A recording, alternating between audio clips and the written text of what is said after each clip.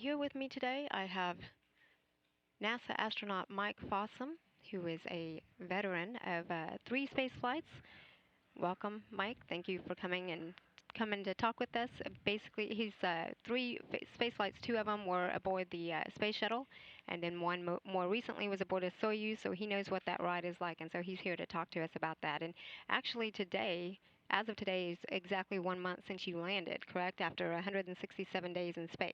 That's right, 167 days in space. We landed a month ago exactly, and it's great to be in mission control watching Don and his crew take off and head up to the space station. Don was my backup 6 months ago when we launched, and so we spent a lot of time training around the globe together, and it's really exciting to be in here this morning with his special guests in the viewing room to watch the launch and kind of relive it for me. And that was an early morning for you, I suppose, huh? You bet. It's an early day, but that's okay. All right. Well, let's just talk about that launch experience, if you will.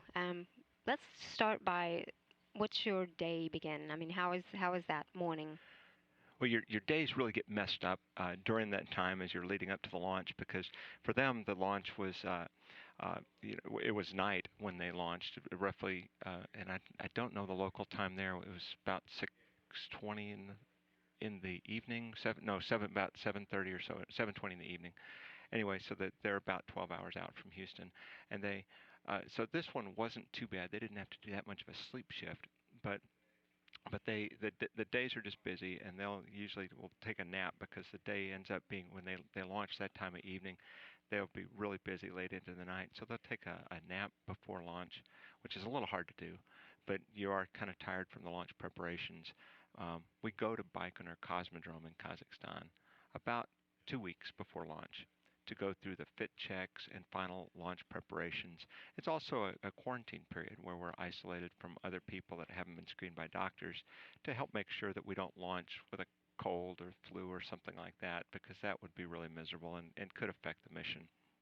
So it's a quarantine period. It's also a preparation period, and it all builds up, to the launch day, which really, gets started in earnest about 5 hours before launch. As you're going through some of the things, there's a gathering with, well, as you leave your room, you sign the door, and we saw the video of the guys signing the door as they left this morning. And Don, in his typical way, he has a lot of fun doing this, and it's neat to see the history that are on these doors as each person gets to add his signature and the date of the launch to the door, and so the room that you stay in and the door to that room becomes part of the space record, which is kind of a neat thing. That must be pretty exciting, and just seeing that door. I mean, here we're seeing some footage of that was taken earlier this morning. But Well, being and able to and see some of your other crew member, I mean, oh, your colleagues, their names up there.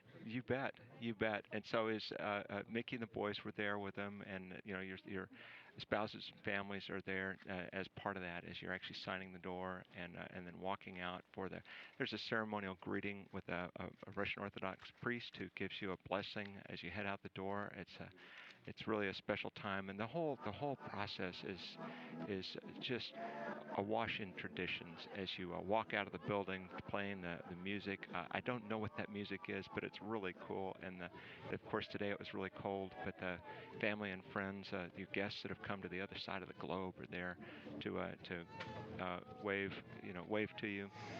And then finally you get on the buses and you leave the quarantine facility, what we call the Cosmonaut Hotel, and head out toward the launch facility where we go through the final preparations, get in the suits, and we go as part of the suit up. Then there's a pressure check of each suit to verify the integrity and make sure that it's all ready.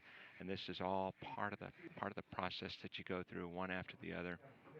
Uh, uh, Getting through there, and a little bit of an oddity with this is that it actually takes place in front of a large in a viewing gallery, and so there's family, friends, and sometimes some press that are just a few feet away, watching as we go through this process of inflating the suit to about 40% of regular atmospheric pressure and make sure that it holds tight. And I mean, there's symbolism involved, but it's of course very practical, just to make sure there's no problems. And at this point, they still have time to deal with anything that comes up. And before you leave there, then there is one last opportunity to talk to your families through the glass, and it's a really special time. And once that's done, it's time to walk out. And this is a very historic imagery here of the Russian space program. As the whole crew walks out. The head of the Russian Space Agency, Mr. Popovkin, is there, and so the crew checks in and basically says, "Hey, boss, the crew is prepared and ready to go."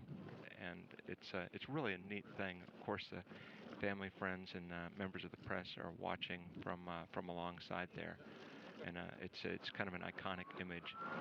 So Uh, here on the bus here, when you do leave and you're heading out that way, what are your thoughts? well, your thoughts are, all the years of training, and part of you is still coming to grips with the fact that we're finally here. We're finally heading to the launch pad. Of course, 6 months ago, American Don Pettit was my backup, and he went out all the way to the pad with me. You know, and realistically, once you get suited up, you know who's going that day. But as you step up to the rocket, then of course a fueled rocket is different than an inert one that's laying on the ground. It's hissing, breathing. There's this, kind of a fog associated with the cold cryogenic fuel tanks that's rolling off of the vehicle. And it's really neat. As you stand on the steps here, right at the foot of the rocket, you go up about 20 or so steps on this ladder to get to the elevator that takes you to the top. And it's one last pause, waving back at the managers. The family don't go out to the rocket with you, but you're just kind of waving goodbye, and then you get on a very tiny little elevator that takes you up to the top. For me it was striking because the Soyuz rocket is significantly smaller than the space shuttle with which I had the most experience. And I remember the first time I saw the full-up Soyuz rocket and spacecraft. Wow, that really seems different, and of course it is. But it's really good at hauling people and a few hundred pounds of equipment. It's very efficient for that. But you're in there tight. You're hip to hip, shoulder to shoulder in the capsule, the descent module.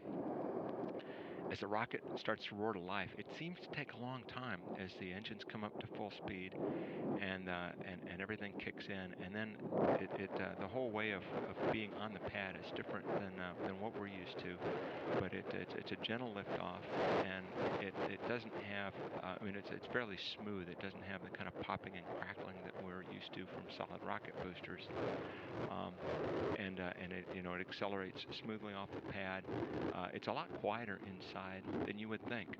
You'd think looking at all these flames and rockets that it ought to be really noisy and stuff, but you just don't notice it. There's a dull roar back there, but it's not as bad. And as the rocket starts to climb, of course, you're burning fuel, and so the acceleration increases, and you get pushed back into the seats with more and more force. At about 2 minutes, there's some boosters that are strapped on, and they burn out and fall away. And it's a very subtle change. You feel a little drop off in the acceleration forces. The big change comes at about 5 minutes when the first, they call it stage two or second stage, but it's really the first main rocket body. When it burns out and separates for momentarily, you're weightless. All of a sudden, this force, and I don't remember the exact number. It's about 3 Gs, is pushing on you, and then very abruptly, that force stops, and you're kind of lurched in the straps, and then stage three, the next rocket kicks in, and boom, pushes you back into the seat, and as you continue on the way. So the whole process just takes, it's about 9 minutes from sitting still, on the steppe of Kazakhstan to being in orbit, and it's all very fast. It takes a little bit longer than the shuttle. It's about 8.5 minutes, and so this is about 9 minutes. And but once they get to orbit, it's still a very busy time because you're busy. I mean, they're still going through some of the vehicle checks and some of the orbit maneuvers that are associated with just starting the whole chase down, of the space station. Well, talk about that a little bit. What Why is that important? I mean, how and why does it take you 2 days to get caught up to the International Space Right. Station? Well, it's just part of the design, really, on how we just chase it down. We intentionally launch into an orbit that's just a little below the space station, which means we go around the Earth a little faster. So we're literally chasing it down. This morning, as the Soyuz was launching from Kazakhstan, the space station was over South America. And of course that looks wrong because you think that the space station should be coming overhead and we should be going straight to it, but that's just not the way it works. And it by having a difference, it just allows us to kind of methodically maneuver and join up to. And so we launched into an orbit that's just a little under the space station, so we're going a little faster, and so we'll be chasing it down. And docking takes place just about 50 hours after launch. So we'll be docking, Central Time. It'll be about 9:15 or so Friday morning for the actual docking. Well, well, that sounds very exciting. And so, also just something else, so you launch on the Soyuz, but also while you were there aboard the International Space Station, serving as the commander, you actually watched a launch as well. So tell me, what is that experience to knowing that, hey, the rest of my crew's coming, and what is that like? Well, we had some delay in that. There was some, a little bit of space drama going on for us when the Russian Progress cargo ship did not reach orbit in August. They had a malfunction and it went down. And that rocket is basically the same rocket that carries humans up on the Soyuz spacecraft. And so that changed things. The Ron Guerin, Sasha and Andre, they extended their stay by just a little bit, and when it was time for them to come home, then we just had a crew of three for a couple of months, and where Dan, Anton, and Anatoly were originally scheduled to be up there, um, 2 months ago, just a very short gap, and instead we had a longer time with just three people.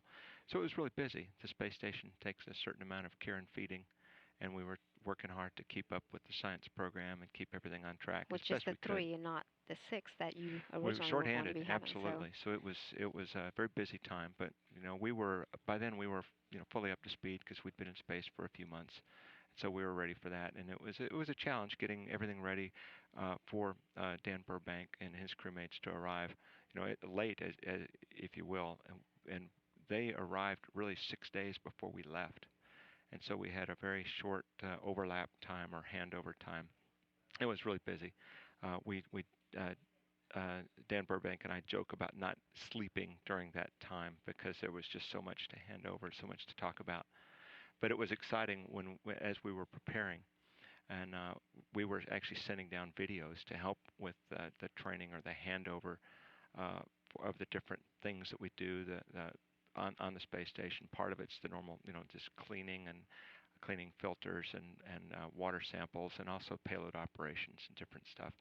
So it was really neat when it was finally launch day, as we gathered in the aft end of the U.S. laboratory at a computer screen where they were uplinking, streaming the video up to watch them, and so we're cheering. And of course, that was just wow. That was just 5 weeks ago. It's hard to believe. And they launched in a blizzard. It was unbelievable yeah, a little conditions. different than your conditions since you launch on June 7th in the summer, correct? We launched in the summertime. It was nice. It was a little warm, but it was nice. And I couldn't believe what the conditions were like when they launched. But it was, the today's launch, of course, was beautiful. It was cold, but clear, and looked great. Great. Well, thanks so much for sharing with us. Again, you've been sharing with us since before you left, and you're still sharing with us. But you've been blogging, and so for those of you who want to hear more about Mike Fossum's experience there, he talks about the launch. He also talks about You watching the bet. launch, waiting for the launch, the delay of the launch. All of those things you can see at his blog titled "Living the Dream," where he There you go. chronicled his spaceflight experience, and you can get to that at www.nasa.gov, or I'm sorry, blogs.nasa.gov. Okay. Thanks again for coming to talk with us. And again, it is a very exciting time, and it's nice to be able to see that excitement. And how are you feeling now, being back? I mean, just only a month. Oh, How's Earth I treating feel you? great. It's right now going through medical testing. To a lot of what we a lot of the science that we do involves us actually serving as the guinea pig for different muscle and bone studies. And so going through that and rehabilitation. Very interesting. So I guess we can still follow you because you have been tweeting. So perhaps you'll share some of those experiences as well as how he gets adjusted back to Earth. You bet. And that is on www.twitter.com/astro_Aggie. Thanks again for coming, Mike. You bet. Thanks, Amiko. Thank Good to you. be here. And happy holidays to you and yours. You too. And thanks for everybody for watching NASA TV. It's a great time in the space program here, where we've got the next crew heading up to the space station to get back up to a full crew of 6. And we're cheering them and supporting them as best we can from here in Houston and around the globe. Thanks for joining in.